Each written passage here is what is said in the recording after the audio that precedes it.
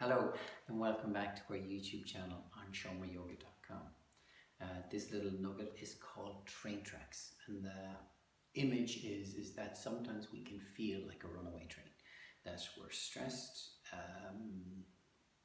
tense, nervous, anxious, we're locked inside, get a little bit of cabin fever, and we feel that we're just running down a track and there's nowhere else to go, but there is an option. So this image is like we can pull a lever and change the direction of the tracks. And that is actually how what I'm about to talk about, the autonomic nervous system, works. That if you're stressed and tense, you cannot be both that and relaxed at the same time. So only one of these nervous systems can be on. And what I'm trying to promote is how do we activate relax in the body, or set up the conditions for the parasympathetic nervous system, the one that we know as rest and digest, and that's where healing happens in the body, rather than the fight or flight, which can become more familiar throughout the day and we just perceive that as normal. So I'm trying to separate the idea that we perceive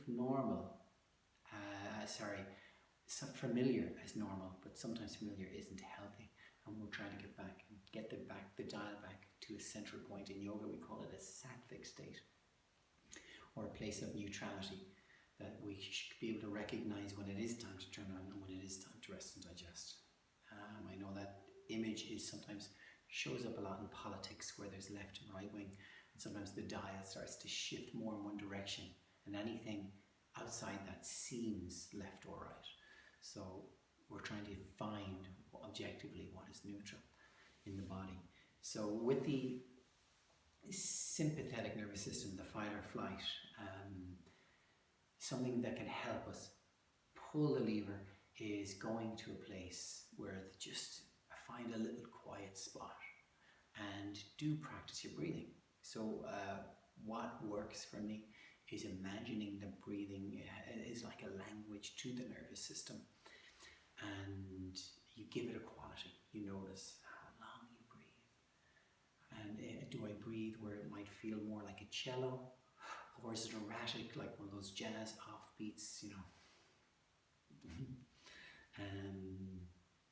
and see if we can smooth it out. Sometimes I think of it more like sandpaper, and as it makes a sound, do I hit any knots in my body? So there's the length of the breath, the metronome of the breath. There's all these different qualities that we can pay attention to, where it does actually feel like, even though it's a very simple language, it's something that we sometimes overlook and bypass. The other thing is physically feeling what's going on in the body. And when we hug our own tissues, there are things called compression blankets. But ideally, when we hug the muscles, which is very different, think of it as gripping. We're contracting the muscle, but the difference between contracting, gripping and hugging is so slight. One feels supportive and the other one has some aggression towards it. These qualities, when we do our yoga practice and tune in and feel the tissue in the body, it helps us shift from the fight or flight, and slowly we start to feel connected and the nervous system starts to settle down. I hope this helps.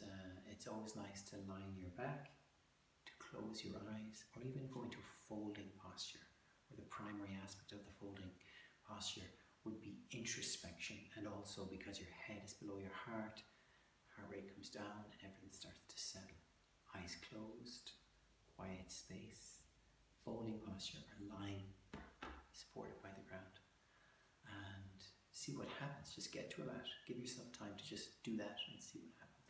I hope this helps.